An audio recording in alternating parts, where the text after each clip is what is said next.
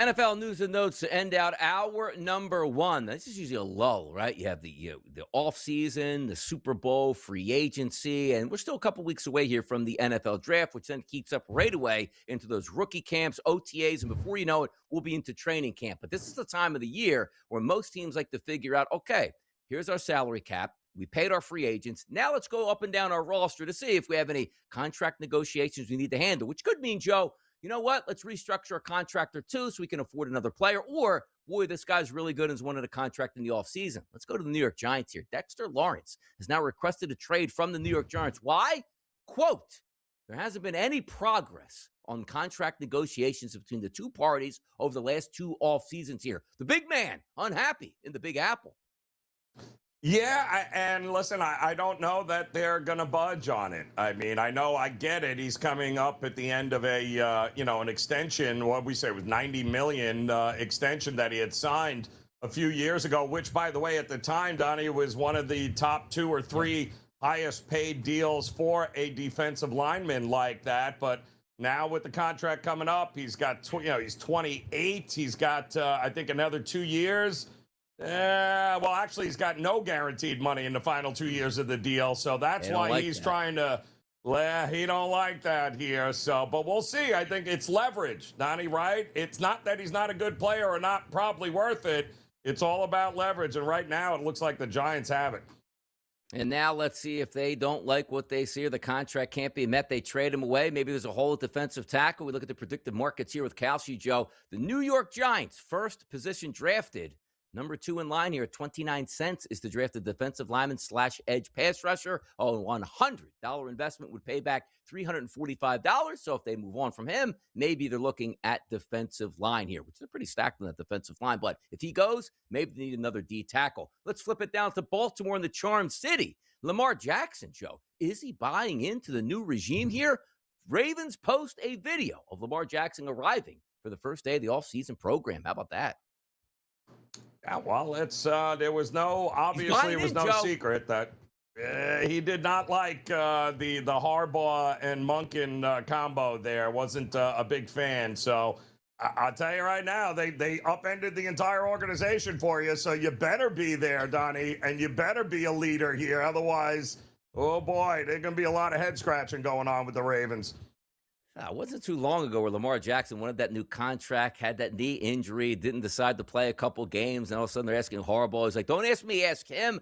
That was a bad deal here. That's a team that should have won a Super Bowl with Lamar Jackson. We'll see if they can do it now, but first day of OTAs or basically all-season training, looks like he's buying in there, which could be a good sign here for the Ravens. How about Adam Schefter's tweet? How about we just talked about the Ravens? What about the off-season workout programs beginning today on the 7th with Arizona, Atlanta, Buffalo, Cleveland, Las Vegas, Miami, New York Giants, Pittsburgh, and Tennessee? It feels like football season, Joe, is right around the corner. Yeah, it really does, doesn't it? But the draft will be here, Donnie, and that's where, hope reigns come draft time, right? Get some fan bases, get a little excited about what could be in the future here, but ultimately, we all know it doesn't matter. The Jets are going to screw it up. Here's an interesting one, too, out in Las Vegas. We always anticipate that they would screw things up as well. They signed Kirk Cousins, signed up to a good chunk of change, which you like. But Kirk Cousins, to me, Joe, I was only under the impression that, you're not letting me play in Atlanta. I want to go be a starter. So the Raiders sign him. I'm pretty sure they didn't tell you, hey, by the way, Kirk, you're never going to start here because we're drafting Mendoza. So now Mendoza is scheduled to meet with the Raiders, but Kirk Cousins is there. I'm not saying there's any problems because there probably won't be the number 1 overall pick, but that was an interesting move of what you told Kirk and what you're now going to tell the number 1 overall pick, slow your roll, or Kirk's not going to be a problem and Kirk's okay with not being a problem where he told you want to be the starter. Interesting dynamic here in Vegas now.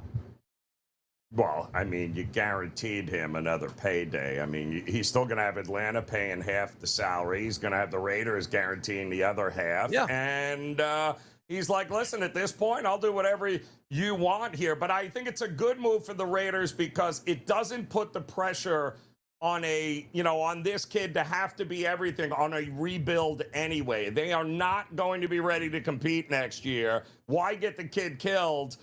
There's still a lot of things the Raiders need to do. And Kirk Cousins, yeah, it makes sense.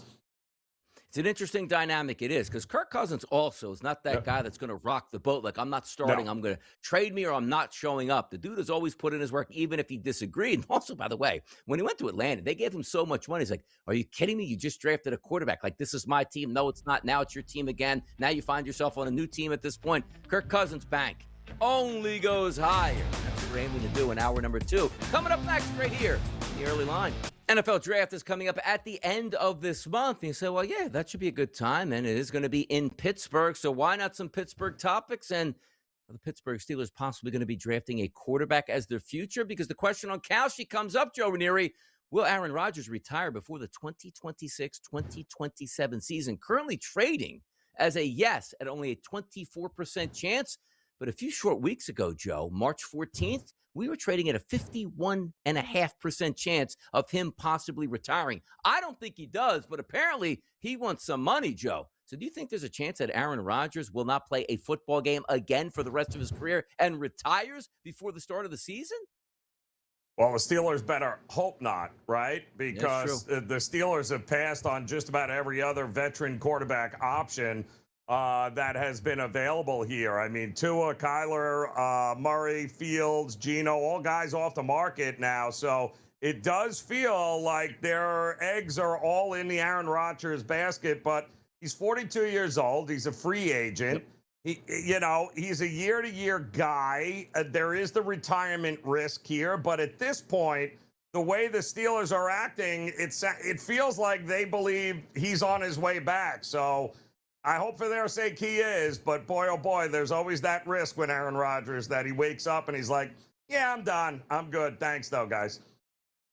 Pittsburgh's Week 1 starting quarterback from March 10th all the way up to March 23rd. It was Aaron Rodgers, currently trading at a 99% chance. Something happened the next day, which dropped it down to 65%. And you see him currently right now at around 70%. I still think he will be that starting quarterback here, but this thing might get slow played. You probably will have your answer before the draft actually takes place. If he decides he's going to retire, they're not going to be left out in the cold with, maybe we didn't want this guy or we're going to draft a quarterback at this point. I suspect you hear some topics here over the next couple weeks on that. Another question in the NFL of who's going to be the starting quarterback in week number 1 and which franchise? It's those Miami Dolphins here. Certainly not going to be Tua Tagovailoa anymore. It could be Quinn Ewers. It could be Malik Willis. And by the way, Quinn Ewers, Joe, actually trading at an 80% chance to be the week 1 starting quarterback.